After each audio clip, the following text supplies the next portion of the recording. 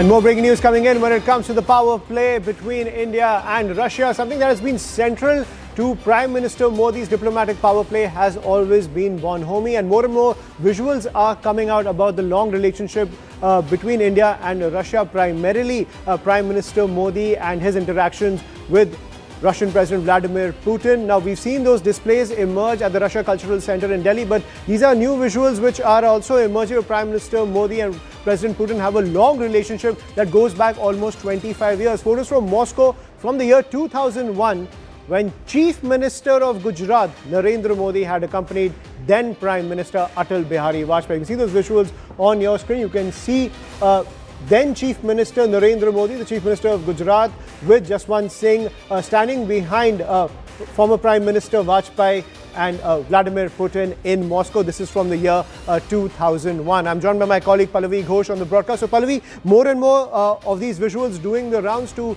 highlight the fact that this relationship between Prime Minister Modi and Vladimir Putin has been long, something that has gone beyond 25 years.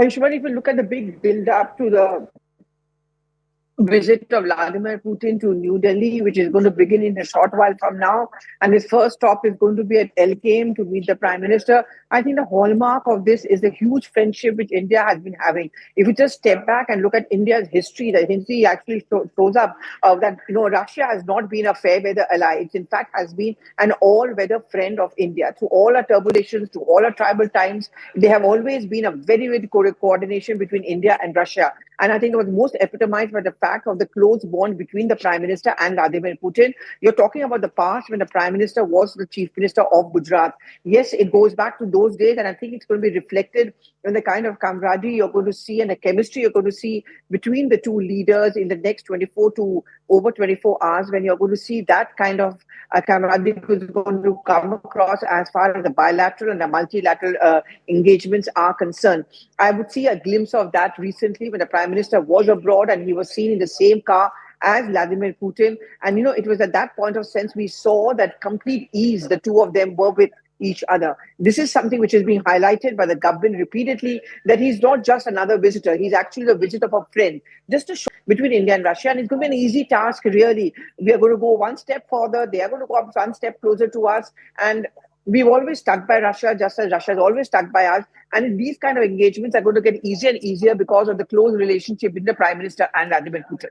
Absolutely, and something that the West has some struggle with digesting is that a special relationship that India has with Russia. Pallavi, at the same time, all eyes on that special gesture from Prime Minister Narendra Modi. He's always had that warm embrace with several international leaders, and all eyes on whether this entire special relationship that India has with Russia will also culminate in those optics which we will see when Vladimir Putin touches down.